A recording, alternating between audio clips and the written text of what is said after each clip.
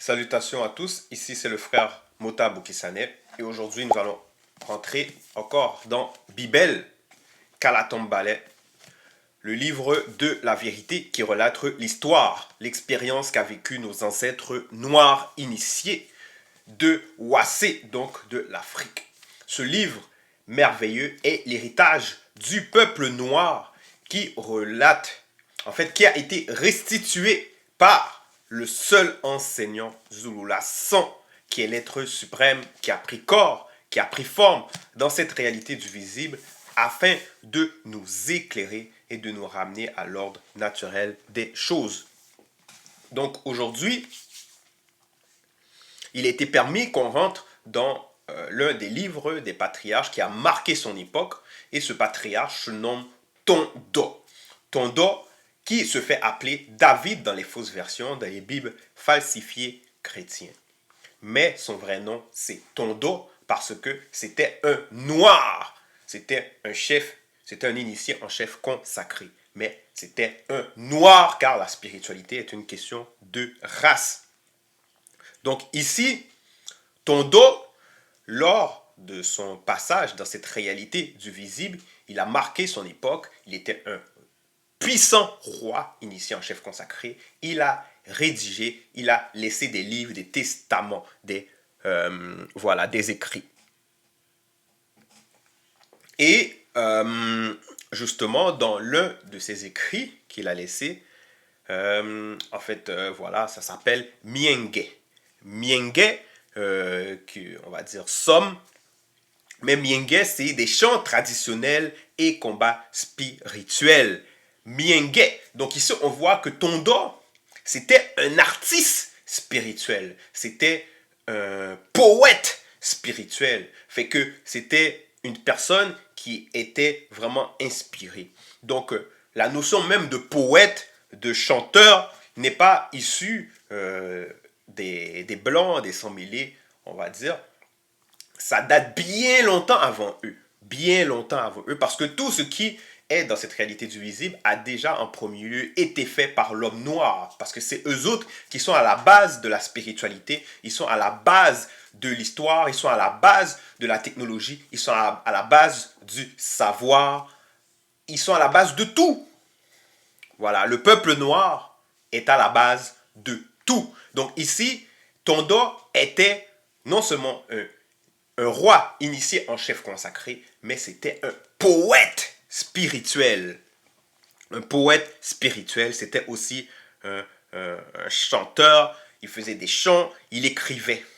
Il écrivait beaucoup parce que l'écriture existait. Ça ne vient pas il y a, on va dire, quelques milliers d'années par les Blancs ou bien par ou ce qu'on va montrer à la Mésopotamie actuelle. Non, l'écriture a pris base à Wassé, donc en Afrique, des milliers d'années. Même avant les pyramides, avant tout ça, ça existait. Ça existait déjà. Donc, justement, dans Mienge, au chapitre 2, du verset 1 à 12, il va relater, il va écrire à propos, on va dire, le chef initié que le Mudi Moussangi, donc en parenthèse Saint-Esprit, de Loba a consacré.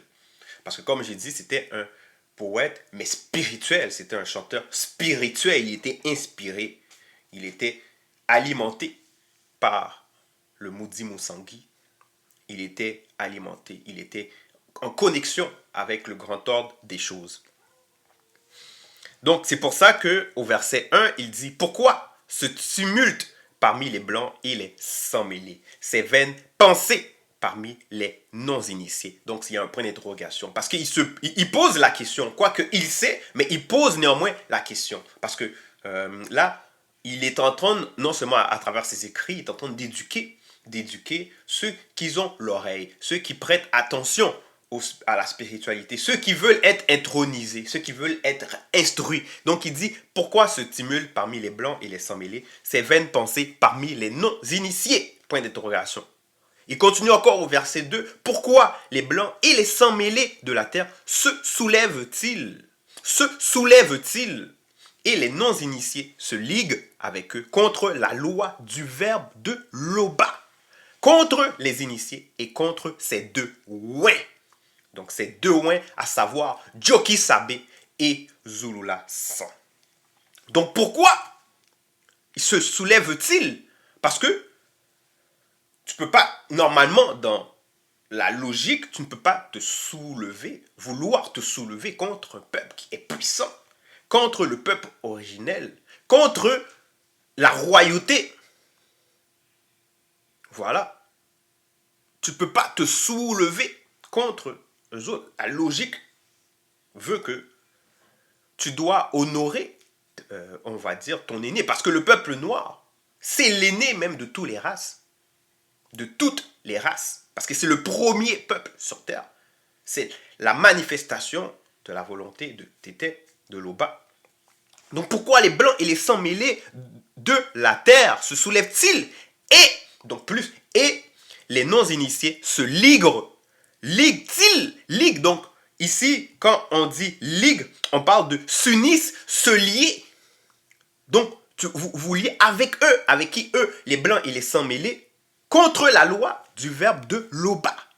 Contre les initiés et contre ces deux ouais. Donc vous-même, qui êtes non initié, mais normalement de votre nature, vous faites partie de la royauté, vous faites partie même du peuple élu. Vous êtes ceux qui est supposé détenir les lois, les préceptes, les commandements issus du verbe de Loba. Donc comment se fait-il que vous, non initiés, parce que quand on parle de non initiés, à cette époque, on fait allusion aux noirs. Aux noirs. Donc, les non-initiés se liguent contre eux. Donc, se liguent-ils avec eux contre la loi du verbe de Loba, contre les initiés. Les initiés, c'est les noirs. Donc, ceux qui sont intronisés, ceux qui sont dans la spiritualité. Donc, contre les initiés et contre ces deux ouins. Donc, pourquoi même vous, non initiés, vous vous liguez?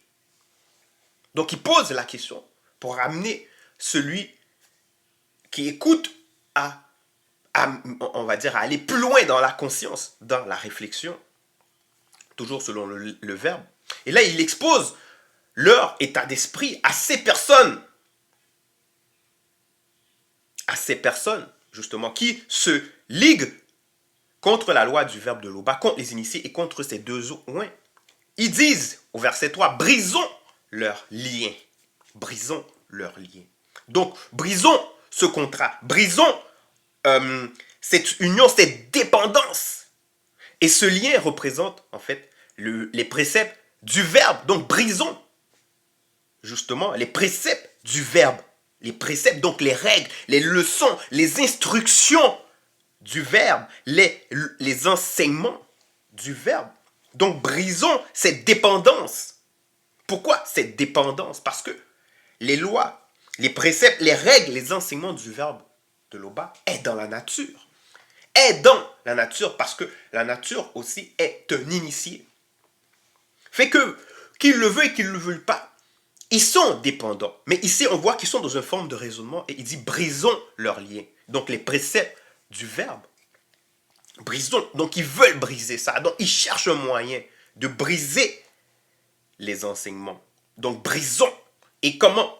C'est en amenant l'antivérité, en amenant l'anomalie, en amenant les fausses religions, les fausses croyances. Donc déjà en commençant par les religions traditionnelles africaines. Donc vaudou, kémétis, donc ce qui est à la base même du kémétis, et plein d'autres religions traditionnelles africaines. Et ensuite qui donnent naissance à d'autres religions, d'autres croyances. Donc brisons leurs liens. Donc les préceptes du verbe, donc les lois. Donc en changeant, modifiant les lois, en altérant les lois, les préceptes, l'histoire. Virgule, délivrons-nous de leur chaîne, Ici, chaîne, c'est, puisque ce sont des non-initiés, ce sont des blancs, des sangs mêlés. Ils sont dans un état psychologique, ils sont dans un état. Fait que eux autres, pour eux, les préceptes du verbe, les lois du verbe, c'est comme une chaîne. Ils se sentent contraints dans une forme de servitude, dans l'esclavage, alors que le verbe de Loba, c'est la liberté. Les lois du verbe de Loba, c'est la liberté. C'est des lois de liberté. Mais pour eux, vu que ce sont des hommes assujettis, livrés à leur passion infâme, à leur passion occulte, leur mauvais désir, fait qu'eux autres, les lois du verbe de Loba, c'est, on va dire, un contrainte à manifester même ce qui est à l'intérieur, leur désir, leur mauvais désir. Donc, ici, on voit qu'ils disent, délivrons-nous de leurs liens, de leur chaîne. Parce que les initiés, eux autres, sont dans ce lien. Ils sont dans ce lien. Ils vivent de ce lien. Ils sont épanouis. Mais eux autres qui ont des mauvais désirs, ils veulent se délivrer de des lois du verbe de Loba. Donc pour eux, ça représente une chaîne, une captivité. Donc, voilà comment ils raisonnent. Voilà comment ces personnes raisonnent. Fait qu'ici, on voit que même les non-initiés qui se liguent avec les blancs et les sans-mêlés, ils sont dépourvus de sens. Ils sont dépourvus de moralité. Fait que la loi même qui sont à l'intérieur d'eux, ils méprisent cette loi. Ils méprisent, voilà, cette moralité pour vivre selon leur penchant de l'homme livré à lui-même. Et là, au verset 4, il dit, celui qui vit inexplicablement hors de toute réalité, parce que celui qui vit inexplicablement hors de toute réalité, c'est Loba, qui est l'unique créateur. Donc ça dit, celui qui vit inexplicablement hors de toute réalité, donc toute notion, toute réalité, tu sais, parce que plusieurs personnes vont même attribuer à Loba le caractère de l'esprit, le caractère de l'énergie, mais en fait, il est hors de tout ça. Ils vont lui dire qu'il est dans les cieux, il est dans un ciel, mais en fait, il est hors de toute réalité. Rien ne peut le contenir. Donc, il ne peut pas être dans un ciel, dans un ciel, il ne peut pas être contenu. Donc, c'est pour ça qu'il dit, celui qui vit inexplicablement hors de toute réalité, virgule, et même au-delà de la non-existence. Donc, imaginez, la non-existence, c'est quelque chose qu'on ne peut pas concevoir. Qu'on ne peut même pas concevoir. Donc, il vit même au-delà de la non-existence. La non-existence, ça veut dire l'absence du temps, l'absence de tout. De l'éternité, l'absence de l'espace-temps, l'absence, voilà, de la vie. De la vie. Donc, et même au-delà de la non-existence, et au-delà de la toute-puissance. De la toute-puissance. Parce que dans les religions, dans les fausses religions, ils vont dire que Dieu, pour eux, Dieu, c'est le créateur, donc il est tout-puissant. Il est tout-puissant. Mais la toute-puissance a été manifestée. Donc comment, si ça a été manifesté, il est tout-puissant? Mais non, il est au-delà de la toute-puissance parce qu'il a créé la toute-puissance. Et la toute-puissance a été créée dans l'utilité des créatures. De la créature, tout dépendant. Quelle créature? Donc, et même au-delà de la non-existence, et même celui qui vit inexplicablement hors de toute réalité, et même au-delà de la non-existence, est au-delà de la toute-puissance. Donc, pour élever la conscience, pour faire comprendre que eux autres qui se liguent contre, donc ces blancs, ces sans-mêlés, ces non-initiés, même on va dire rebelles, qui se liguent contre les initiés, contre ces deux ouins, mais en fait, contre genre, ils ne comprennent pas que celui qui vit inexplicablement hors de toute réalité est même au-delà de la non-existence et au-delà de la toute-puissance. Donc ça veut dire comme ça que la toute-puissance est à ceux qui sont dans le lien du verbe de Loba. Et c'est pour ça qu'au verset 5, puis Moudi Mabeko qui s'est dit, c'est l'entité des châtiments en charge du domaine de la nature. Donc Moudi Mabeko qui s'est dit, leur parle dans sa colère. Donc ici, il leur parle dans sa colère. Et sa colère, c'est terrible. C'est terrible. C'est extrêmement terrible. Donc c'est des châtiments. C'est la malédiction. C'est la pauvreté spirituelle, même physique, astrale, intellectuelle. Moudi Mabeko qui s'est dit leur parle dans sa colère. Les épouvante dans sa fureur. Verset 6, c'est le Moudi Moussangi, donc Saint-Esprit de Loba, qui est à ouin Ouin avec un O majuscule, donc Ouin, celui-là même qui a été manifesté en premier parmi les deux. Parce que Loba, dans la non-existence, avant la non-existence, il y a les deux Ouin. Comme j'ai dit, qui est Joki Sabé et Zulu Lassan. Donc, ici, on fait comprendre que c'est le Moudi Moussangi de Loba qui a Ouin, celui-là même, Ouin, choisi de préférence, qui a été manifesté manifesté en premier. Donc, le premier, avant toute créature, avant tout ce qui est, donc, qui a été manifesté en premier parmi les deux, et qui viendra, fait que là, déjà, on fait comprendre que que celui que Loba a Ouin, donc le premier, a été manifesté avant toute chose. Mais c'est celui-là aussi qui viendra à son époque comme chef initié consacré pour éclairer les non-initiés issus du peuple noir. Parce qu'ici, on voit que les non-initiés qui se liguent, c'est parce qu'ils sont dans l'obscurantisme. Ils sont aveuglés. Il y a des affaires qu'ils n'ont pas saisies. Ils n'ont pas compris dans la spiritualité. Donc, à la place de se remettre en question, à la place d'utiliser la sagesse, à la place d'utiliser l'intelligence, ils vont aller contre ces lois naturelles qui sont à l'intérieur d'eux. Donc ici, justement, l'aîné des deux viendra à son époque comme chef initié consacré pour éclairer les non-initiés issus du peuple noir. Pour éclairer les non-initiés issus du peuple noir. Verset 7. Je publierai le décret. Je publierai le décret. Donc ici, Tondor, en tant qu'initié en chef consacré, il parle de la part du Mundi, il parle de la part des entités. Donc, il dit, je publierai le décret. Et le décret, c'est quoi? C'est une décision qui émane d'une autorité. Parce que la décision a été prise. C'est pas par rapport à ce monde où ce qu'on voit que quand ils éluent telle personne, tel président, ou les faux rois qui étaient en Europe, qui étaient à certains endroits, qui étaient élus par des faux prêtres, par des faux... Voilà. Non. On parle ici de l'autorité qui émane du grand ordre des choses. Donc ici, il publie le décret. Parce que ça a déjà été pris. Avant que le temps soit manifesté dans cette réalité du visible. Le décret a déjà été fait. Parce que toute chose dans cette réalité du visible, c'est passé. Comme Mouledi, Zoulassan le dit toujours, tout est fini. Donc les choses ont déjà été pesées, calculées. Donc je publierai le décret. J'ai compris de Tété, donc de Loba, Tété qui veut dire père, parce qu'il y a un seul Tété. Donc j'ai compris de Tété, tu es mon fils aîné.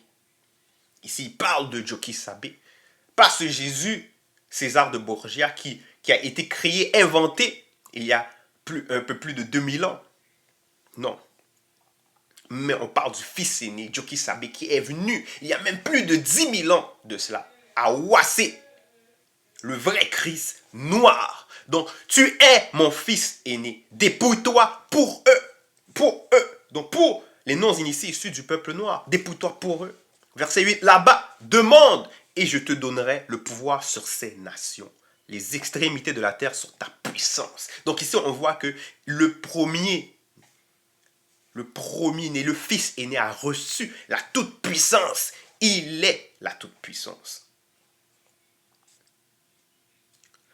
Donc, verset 9, tu briseras leur influence avec le sceptre divin. Le sceptre divin, c'est l'autorité qui est issue du grand ordre des choses. Donc tu briseras leur influence. Et cette autorité, c'est la manifestation de l'intelligence, la manifestation de la connaissance, la manifestation de la sagesse, la manifestation de la justice, la manifestation de la force. Donc ici, il va briser les influences. Ces influences, justement, par rapport à ces blancs, ces sans-mêlés, ces non-initiés. Eux autres ils ont commencé à ramener l'injustice, l'immoralité, les fausses doctrines, les fausses croyances, la réincarnation, le culte des crânes, le culte des ancêtres. Donc tout ça, l'idolâtrie, tu briseras leur influence. Les mauvaises traditions, parce qu'il y a plein de mauvaises traditions. Donc, tu briseras leur influence avec le sceptre divin. Tu les briseras comme le vase de potier. Parce que c'est facile même à détruire la vase d'un potier, mais voilà, c'est facile pour eux. Parce qu'ils ont tout. Ils ont tous les fruits du Mundi Musangui. Ils sont, même au-delà même. Et maintenant, roi initié, conduisez-vous avec sagesse. Parce que cette parole, c'est pour qui? C'est pour, justement, les Noirs. Et les vrais rois, c'était des Noirs. C'était les Noirs de l'époque, c'était les vrais rois. C'est pas ceux qu'on voit dans les films, les Blancs qu'on montre, qui font la guerre, qui tuent. Non, parce que les vrais rois, ce sont les Noirs. Et eux autres, ils ont été établis. Ils ont été établis. Mais non. Mais aussi, les vrais rois, c'est ceux aussi qui écoutent. Ceux qui font partie de la royauté, c'est ceux qui écoutent les lois issues du verbe de Loba. Ceux qui sont issus de la race originelle. Mais ceux qui écoutent, qui appliquent, qui mettent en pratique les lois issues du verbe de Loba. Qui écoutent les enseignements, la sagesse qui est issue des mandatés, des ouins. Donc, et maintenant, roi non initié, conduisez-vous avec sagesse.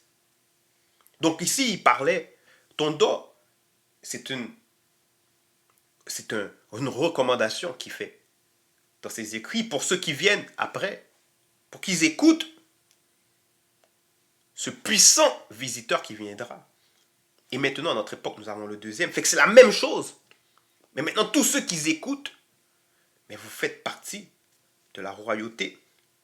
Donc il faut, mais non, roi non initié, conduisez-vous avec sagesse. Juge non initié du continent, recevez l'instruction. Donc reçois l'instruction. Parce que cette instruction, c'est ça qui illumine, qui éclaire, qui fait que vous êtes des Illuminati. Donc recevez l'instruction. Verset 11. Et servez l'Oba avec la crainte du respect qui lui est dû. Donc pour faire comprendre que peu importe vos pensées, peu importe, l'Oba est au-delà de tout cela. Donc, peu importe votre libre arbitre, il est au-delà de votre libre arbitre parce qu'il donne le libre arbitre. Donc, s'il donne le libre arbitre, il peut le retirer. Donc, à combien même se dire, mais s'il nous a donné le libre arbitre, il vaut mieux se conformer, utiliser ce libre arbitre à bon escient parce que rien ne lui échappe. Rien ne lui échappe. Parce que tout est pesé, tout est calculé. Et c'est pour ça qu'il n'intervient même pas dans sa création. Il est au-delà de tout cela. Donc recevez l'instruction. Recevez l'instruction. Pour savoir que quand vous voulez briser leurs liens, quand vous voulez vous délivrer de ce qu'ils appellent chaîne, mais c'est du mal qu'ils se font contre eux-mêmes. C'est du mal. Ils s'attirent la malédiction parce que leurs actions ne vont pas être sans conséquence, que ce soit dans cette réalité ou dans lors du jugement. Ça veut dire après leur mort physique. Rien ne sera sans conséquence. Donc, servez l'Oba. Servez l'Oba parce que c'est inévitable. Il est le seul créateur. Voilà, servez l'Oba parce que c'est lui-même qui manifeste la puissance. Donc pourquoi même devenir impuissant? Donc servez l'Oba avec la crainte du respect qui lui est dû. Réjouissez-vous avec tremblement. 12. Grandez le respect dû au fils aîné parce que l'autorité lui revient. L'Oba, par son verbe, a établi des lois, des règles, des préceptes, un ordre C'est même pour ça qu'on va dire le grand ordre des choses, parce qu'il a établi un ordre. Donc, il faut rendre le respect à l'aîné. Parce que ceux qui adorent le faux Christ, Jésus, ils ne rendent pas le respect à l'aîné. Ils adorent l'anomalie. Ils adorent l'hérésie. Celui qui a été dénaturé, d'épais. Donc, ils changeaient la couleur, changeaient même le nom. Donc, rendez le respect qui est dû au fils aîné, de peur qu'il ne s'indigne et que vous n'alliez à votre perte. Donc, on voit que tous ceux qui ont voulu dénaturer l'histoire, qui ont voulu dénaturer l'identité du fils aîné, ben, les autres, ils sont allés à leur perte. C'est fini.